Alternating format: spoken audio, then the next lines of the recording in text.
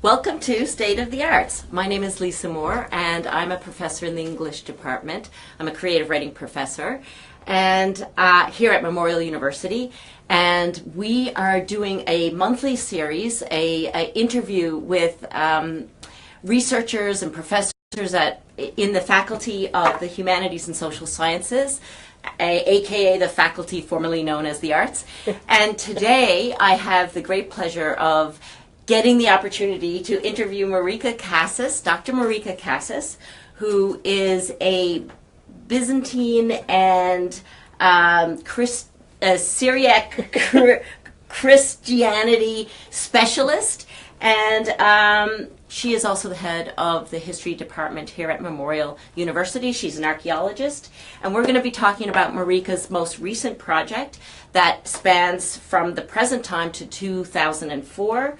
I'd also like to thank, as we start, Jamie Skidmore and Cole Haley and Janet Heron. Janet Heron is the brainchild of State of the Arts. And now we'll begin. So, Marika, thank you for being here. Thank you for having me. I'm so excited. So I've been reading up on your work, and one of the great things about being in the Faculty of the Arts, the Faculty of Humanities and Social Sciences, is that you're walking down the corridor and you meet people and you get to know them and you find out just how deep and rich and powerful their research is and exciting.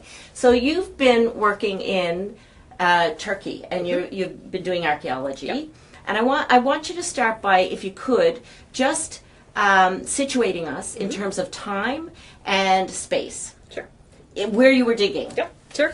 So I work at the site of Çatalhöyük, which is about 4 hours east of Ankara in central Anatolia. I am the director of the Byzantine Excavations, and for people who don't know, Byzantine is Eastern medieval. So our Byzantine excavations are currently SSHRC funded. I have a SSHRC Insight grant, and I'm very grateful to the Canadian government. Basically, our excavations trace from about 400 AD through to about 1300 AD. So it is a farmhouse and small fortification, which is giving us a lot of information about how less known people in the Byzantine period lived, because it's out in the middle of nowhere. Okay, and when you say less known, I think, from reading your work, that Byzantine history has focused on the elite, on the educated. So we're looking at narratives, and we're looking at visual art, I guess, and sculpture. And so what we're getting then is the history of those who are in power, those who are educated, those with money. And you really believe that this kind of archaeological work that you're doing can break open a whole new demographic, right? Yeah. So, and that'll upend our understanding of that history. So can you tell me a little bit about that? Sure. So Byzantine history has traditionally been studied from a very colonialist perspective. That's changed a lot in the last 20, 25 years. But it still has a ways to go, and part of that is because the written sources for the Byzantine medieval world are all written by churchmen, the elites, always men, except for one very special case. And so we have an idea of Byzantium that's very static. So even though this is a world that in Turkey lasted for 1,000 years, when we talk about Byzantine, we sort of lump it all together, even though there were huge changes over that period. And when we talk about Byzantine traditionally, and again, this is changing, but traditionally we have always meant Constantinople, or Istanbul, what is now Istanbul. So it's all been about an urban, wealthy group of people. But once you start to move out into the countryside and you start to look at smaller sites and to break them down, we start to get a glimpse at the rest of the population. So the farmers, the soldiers, the lower aristocrats, the women, the way families were structured. And we can get that in archaeology if we carry it through very, very carefully, because we can see the nuances in very different ways. So, what have you learned about women? I'm curious Yeah. about that. So, and a lot of this is theoretical at present, but what we have started to find from our excavations is that we know almost nothing about domestic structures in the countryside in Turkey. So when you look at a domestic structure, it isn't enough to just say, well, you're looking at a house. You have to think about who lived in that house, how they changed that shape, the shape of that house, how they utilized the space. And so what you can start to think about is if they are using that space, who's using that space? Because we know that in various periods that the men were doing things in the countryside or they were away from the house, which necessarily means we need to be thinking about women as part of the house, raising children, having small gardens, raising the animals. So it puts women back into the picture, but it also creates a sense of the gendering of the house because we can think about spatial negotiation and how men and women function together in that space to create a unit. Traditionally, a lot of Near Eastern archaeology, and not just Byzantine, but a lot of it has focused on what the men are doing, right? But now, once we start to break into other kinds of archaeology, rather than just saying house or fortification, we can say domestic space, here's a utility room, here's a kitchen, and start to think about it like that. And that gives us a way to theorize about what gender negotiations look like in this period.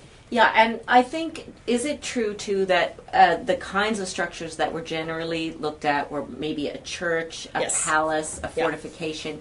And so Yeah. when do we start seeing archaeologists move into those smaller domestic spaces? So again, it's been about the last 20 years. There have been some fantastic excavations. A lot of them have been in urban environments still because those are the easiest places. So what were urban environments? Fantastic excavations at the site of Amorium in Turkey, at Ephesus.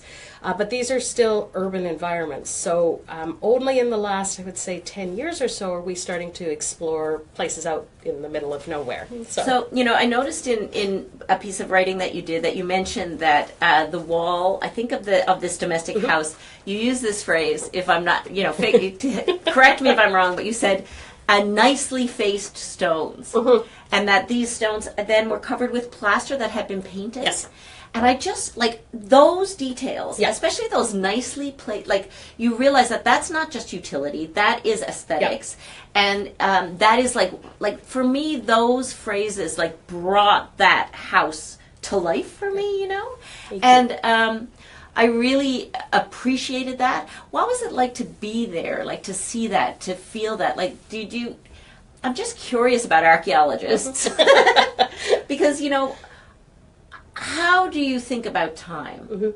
I noticed that you said that, I believe you said that your work on this will go forward for a decade. And I just thought, for Marika, decades like that, because you're thinking in 1,000-year blocks. So what was it like to be there? It never gets old, right? When you're standing in an archaeological site, when I come back, people always say to me, "Did you find anything exciting?" We don't find what the sort of people. We don't find museum quality. It's not like that. But when you're standing in somebody's house, excavating it, and as an archaeologist, I'm trained to actually be able to see the levels of that house. So I can see the original foundations, the painted walls. I can see where those fell down, where they covered them over. I can see the next level where they tried to make a go of it, but it didn't quite work. I can see where that was buried, and then a new population absorbed or changed or came in and created something completely different. And I can see all of those changes. And what never ceases to amaze me, even after all these years as an archaeologist, is standing in front of that thinking, there were people here. These were people just like us. Yeah. That you can, and this is going to sound a little goofy, but you can, in a sense, feel them. You feel that past, and that, to me, is astounding. It remains astounding. Yeah, it's beautiful because of the stretch of time. Yeah. Now, you are also really concerned about looking at Byzantium in terms of regions, because previously these regions, like from, I think you said Morocco? Tunisia, usually. Yeah. Okay. Right over to Give me the. So Greece, all the way down along the coast of North Africa to Tunisia and into Algeria. So people have previously spoken about these areas, kind of painting it with the same brush. Right. And so, how does breaking it into regions? You know, I think of Canada and literature, and I think, Newfoundland literature is very different from literature in Toronto. Okay. So how does, looking at those regions, what does that do for us? I'm feeling like it forces us to be nuanced. So one of the problems in Near Eastern archaeology generally is something that scholars like Emily Kurt and Charles Hedrick have called the compression of time. So whereas even if you're doing modern history, if you're going to the archives to look at newspapers from the 1800s, you can see them on a day-by-day basis. We don't have that luxury in the ancient and medieval world. And so what happens is large swaths of time, sometimes 500 years, sometimes 1,000 years, sometimes 50 years, they all get compressed together. And so we tend to think about things in large blocks of time without really nuancing that. Mm-hmm. And so without really thinking about how much we lose when we do that. And one of the best ways to break away from that compression of time is to think about what's going on the micro scale and then put it together almost like a puzzle, right?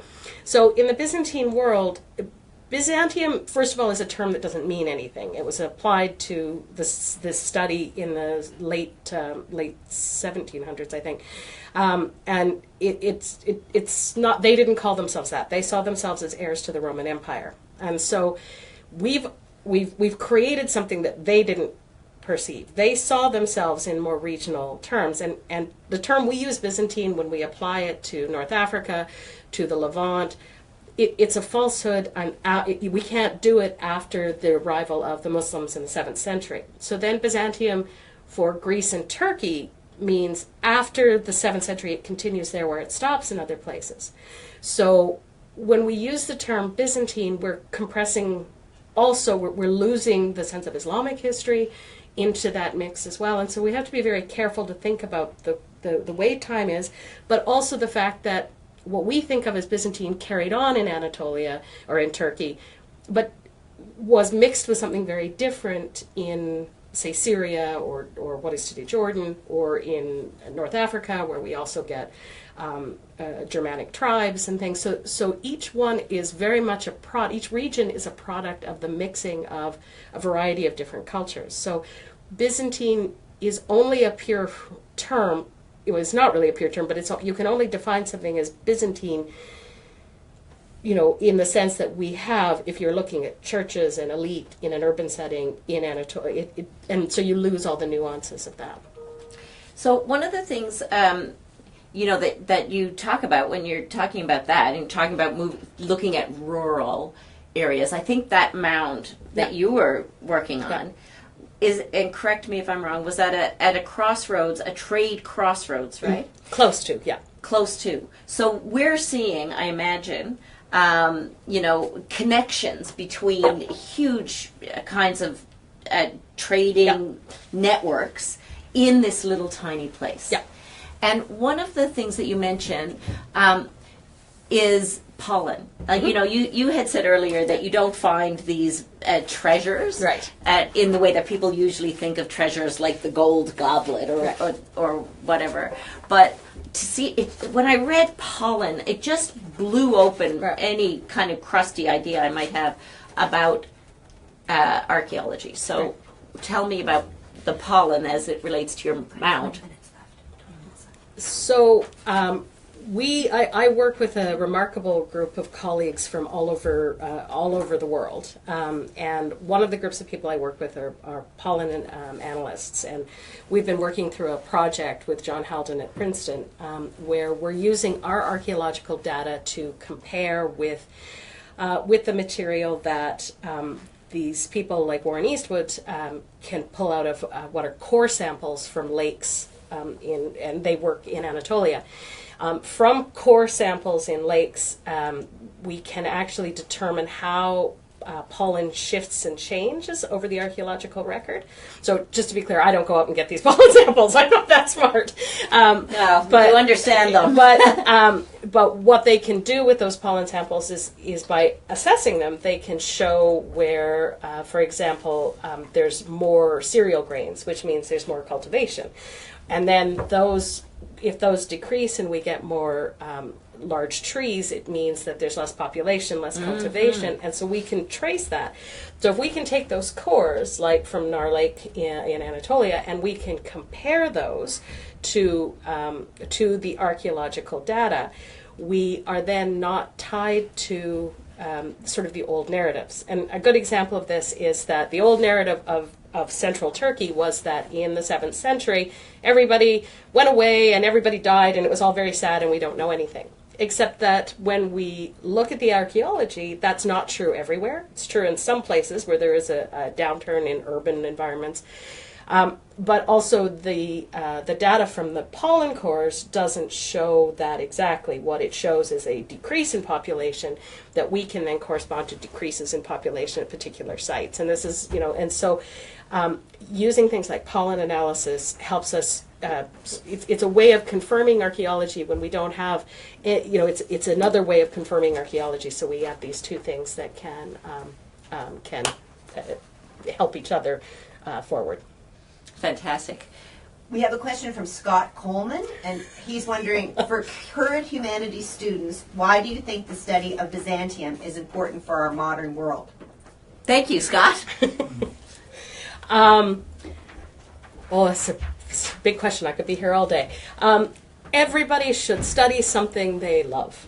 And Byzantium is something that people don't study because it's been othered, it's been left out of the curriculum of a lot of medieval programs, because it is to the east, it's different, but if we don't study different, we don't move forward. And so I think studying the other is one of the ways that we understand that essentially we're all human beings, right? And so I think every student should take something like Byzantine history or Islamic history or Islamic religion or Hinduism, something that they are not comfortable with, because it helps us expand our understanding of these things. It gives you an option to see what the other is. And Byzantine studies has largely been othered in a lot of ways because people don't have the languages or don't, it's just out there. And so I think that these are things that help to expand us as human beings. So, speaking of others and language, so you've been working with translating a body of work. Can you talk about that? I can, although it's very much been in the background for me because of my work on the archaeological site. So when I did my PhD at the University of Toronto, I worked with a brilliant Syriacist whose name is Amir Harak, and so I did several years of study of the languages of Aramaic and Syriac, Aramaic being the language that Jesus spoke. And there's a huge body of literature belonging to the Christians of Iraq and Iran, Eastern Turkey and Syria, that is in the language Syriac. Much of it has not yet been translated because there's so few of us who do this kind of translation work. And I'm not gifted at it by any stretch, but it's something that is always sort of running in the background of my other work. But the work that I'm particularly interested in is he was the Archbishop, essentially, of Iraq as the Muslims arrived in the 7th century, and he was a figure named Ishoyab III. And don't try to say that when you've had a few glasses of wine. And Ishoyab III is one of our first witnesses to the arrival of the Muslims in Iraq and the changes that were about to arrive for the population. And they're absolutely fascinating stories. He's so busy fighting with his bishops in places like Qatar that he isn't paying attention to what's happening right in front of him. And so they're both quite funny stories in some ways, but also like absolutely no sense of what's happening right in front of his face. And yet they provide this really interesting, very clear witness to what's this major change that's about to happen in the historical record. And you've also explored altars. Yes. Can you talk about that a little bit? Oh, sure. So I wrote my PhD dissertation on the development of the altar in the early Christian church, and I did a comparative analysis of how altars develop. And so in a few years, I hope to go back to this work. To altars. To altars. Because the altar itself is a very interesting way of looking at wider societal changes. So if you look at how a population understands something as simple as the altar in a church, you can understand how their religious ideas change, how their theology changes, and there's a lot of other stuff wrapped up in this, like relics and things like that. So, and it ties in too, I think, with looking at in that it's a small object, with looking at a domestic space. Absolutely, you're gaining all kinds of information from the miniature, right, in a sense. So small things and small studies lead to bigger. So this is a very small part of the church, but it's one of the most important parts of it.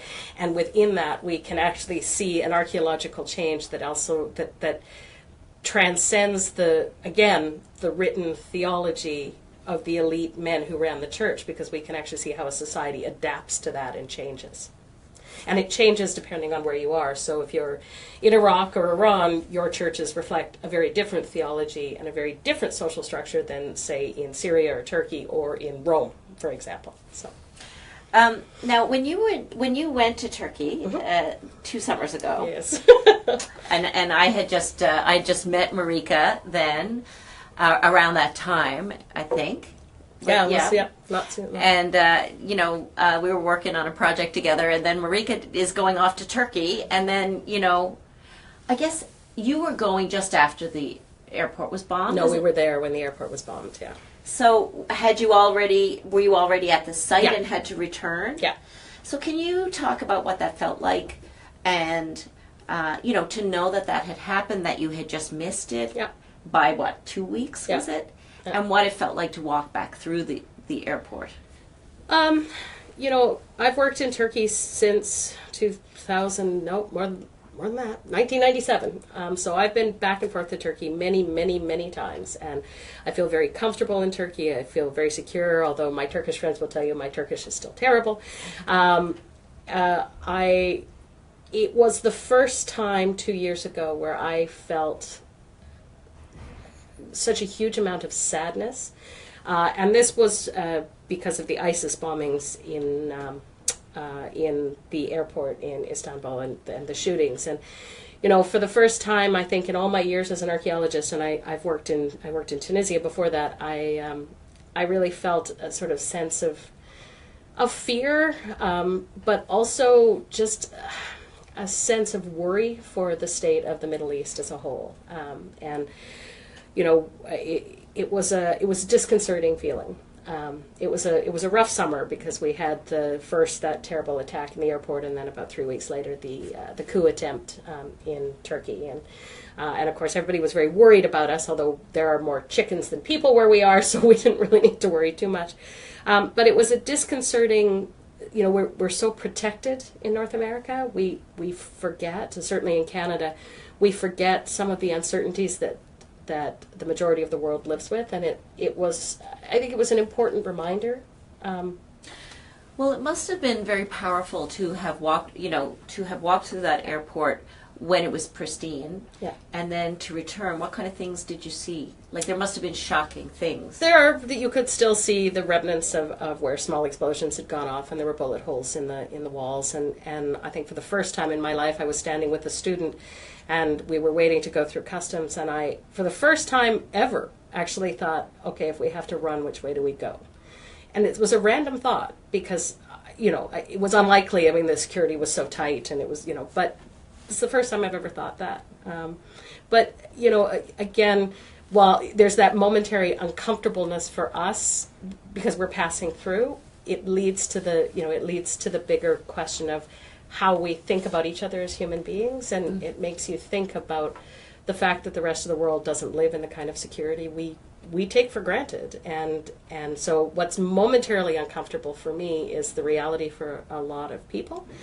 And not just in that moment in Turkey, but I work with people from all over the Middle East in a variety capacities, and it's important to remember that we're all human beings and that we all deserve that kind of security, and to remember that we all have, I think, a responsibility to talk to each other and to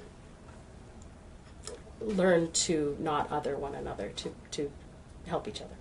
And I think that, you know, because I was thinking about, I was remembering that airport, and remembering that I realized you were there when it came on the news, that, you know, and where is she, I was thinking. And of course you were in a rural area because that was what you were studying. And then I was thinking, well, what the heck is she doing over there anyway? And I realized that this excavation, like, is really a response, you know, like it's a response. It's about finding out who people are. Yeah. And where these conflicts arise, and not just conflicts, but the beauty of those cultures, Yeah. you know, the power of those cultures, digging that out so that we know things Yeah. from the very beginning. Yeah. Now you have you've put a quote on your Facebook page. I'm going to read it. It says, "A purpose of a human life, no matter who is controlling it, is to love whoever is around to be loved." And that is, of course, Kurt Vonnegut, Sirens of Titan. And why did you put that on your Facebook page? I love Kurt Vonnegut, and I love what he stands for. I love his sense of the importance of every human life.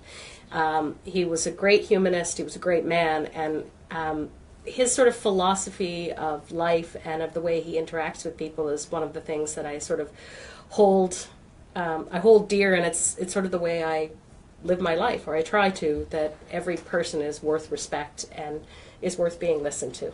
And Thank you, Marika. Thank you so much. Thank you, everyone.